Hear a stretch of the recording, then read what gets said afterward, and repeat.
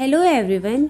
आज की वीडियो में हम डिस्कस करने वाले हैं बीआरएफ का न्यू लेसन का नाम है क्रेता तथा विक्रेता के बीच माल के स्वामित्व का हस्तांतरण। इंग्लिश में इसे बोला जाएगा transfer of ownership as between seller and buyer.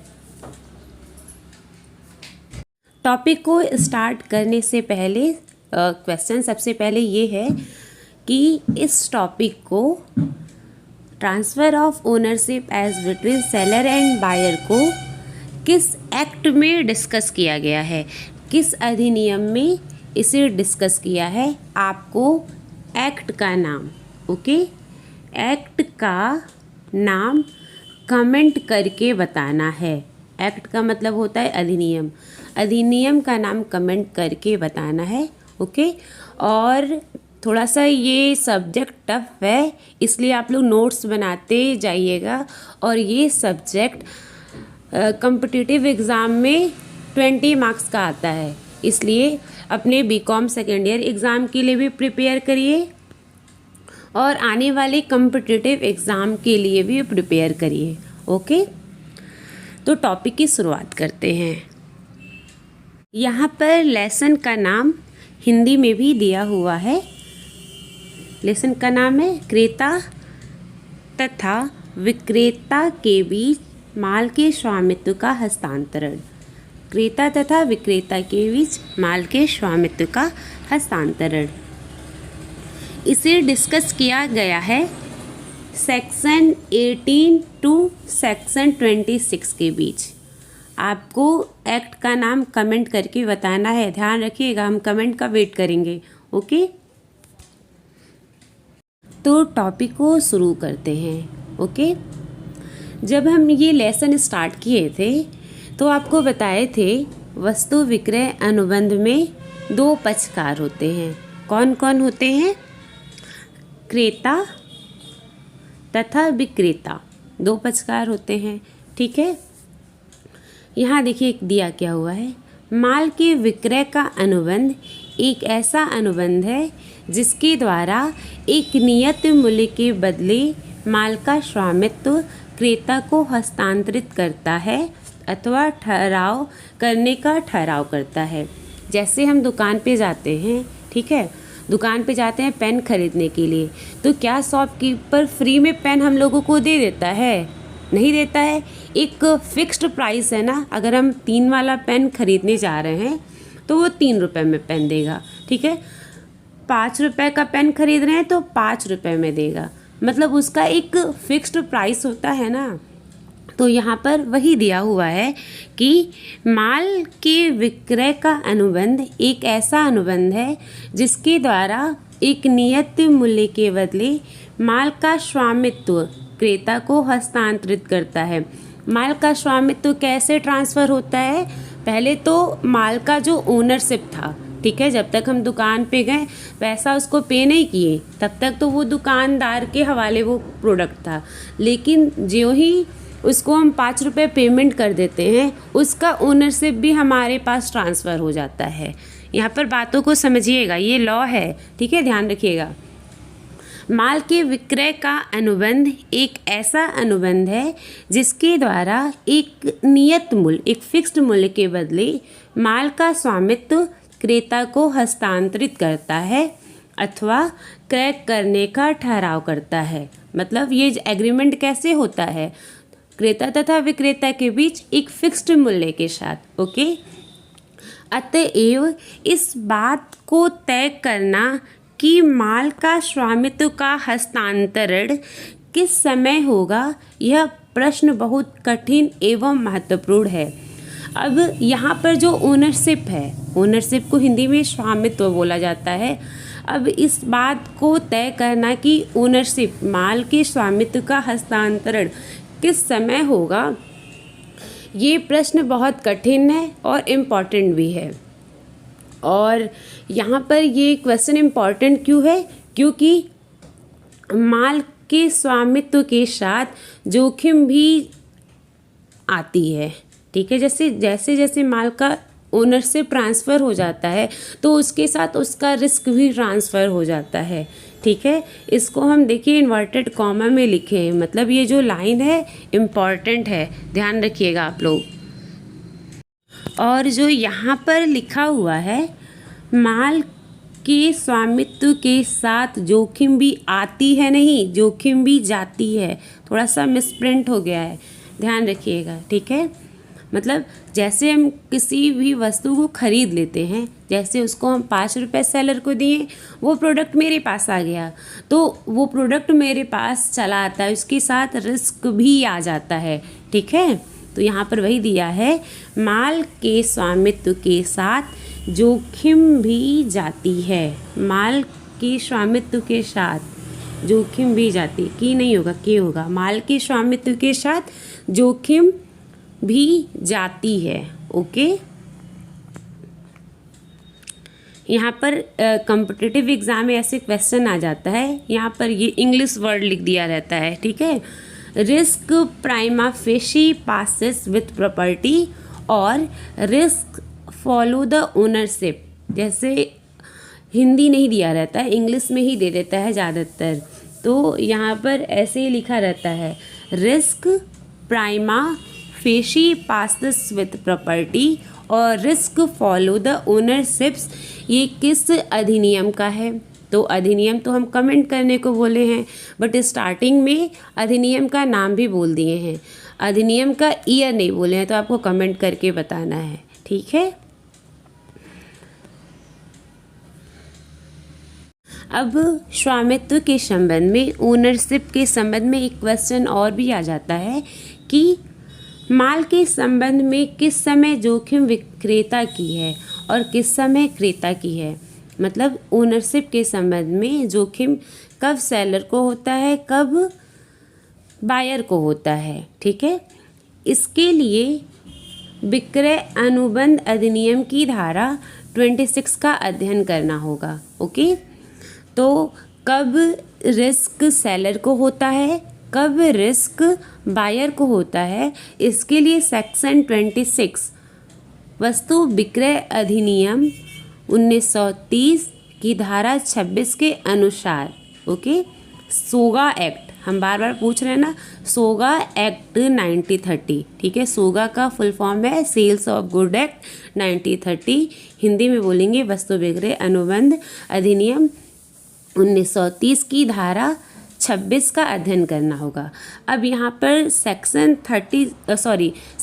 26 में जो भी दिया हुआ है यहाँ पर हम हाईलाइट कर दिए हैं, इसको आप लोग लिख लीजिएगा, एज इट इज़ ही लिखिएगा, ठीक है। ये सेक्शन 26 है। इस धारा के अनुसार जब कोई विपरीत ठहराव ना हुआ हो, मतलब कोई एग्रीमेंट ना हुआ हो, एग्रीमेंट किन के बीच होता है सोगा एक्ट में, सेलर एंड बायर, ध्यान रखिएगा हमेशा। माल उस समय तक विक्रेता की जोखिम पर रहता है जब तक कि उसका स्वामित्व क्रेता को हस्तांतरित नहीं हो जाता, मतलब तब तक सेलर की जोखिम पर होता है जब तक उसका ट्रांसफ़र क्रेता को नहीं हो जाता। किंतु जब माल के स्वामित्व का हस्तांतरण क्रेता को हो जाता है, मतलब जब माल बिक जाता है, हम मूल्य उसको चुका देते हैं, ठीक है, सेलर को, किंतु जब माल के स्वामित्व का हस्तांतरण क्रेता को हो जाता है तब माल की जोखिम क्रेता के ऊपर रहती है, चाहे उसके माल का डिलीवरी हुआ हो अथवा नहीं। तो ये बहुत सिंपल सा था। ये किस सेक्शन में दिया हुआ है, सेक्शन 26 में दिया हुआ है। यहाँ पर क्वेश्चन क्या था कि कब रिस्क सेलर को होता है, कब रिस्क बायर को होता है, ठीक है। जब प्रोडक्ट, एग्जाम्पल हम गुड्स का ले लेते हैं, ठीक है। सपोज करो फ़क्र आलम का दुकान है, फ़क्र आलम का दुकान किस चीज़ का है, रुको हम फ़क्र आलम को भी बना दे रहे हैं, ठीक है।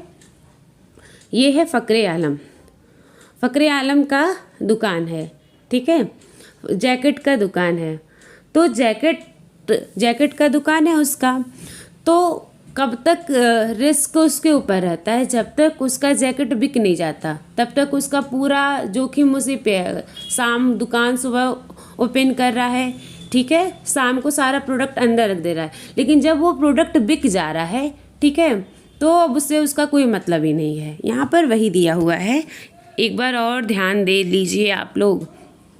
इस धारा के अनुसार जब कोई विपरीत ठहराव ना हुआ हो, माल उस समय तक विक्रेता की जोखिम पर रहता है जब तक कि उसका स्वामित्व क्रेता को हस्तांतरित नहीं हो जाता।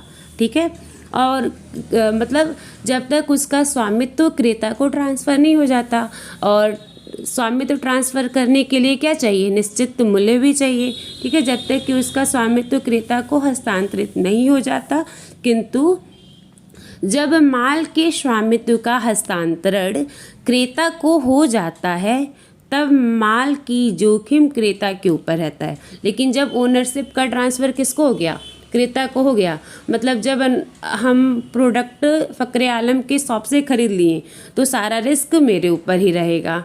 ठीक है, तब माल की जोखिम क्रेता के ऊपर रहता है, चाहे उसकी सुपुर्दगी मतलब डिलीवरी हुई हो अथवा नहीं।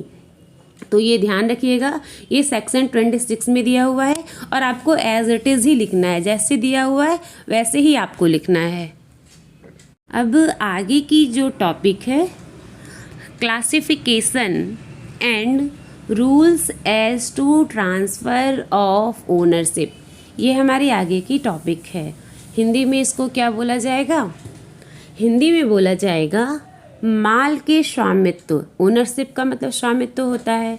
माल के स्वामित्व का हस्तांतरण के उद्देश्य से माल का वर्गीकरण तथा स्वामित्व के हस्तांतरण संबंधी नियम, यहाँ रूल्स भी लिखा है ना, तो ये भी आ सकता है।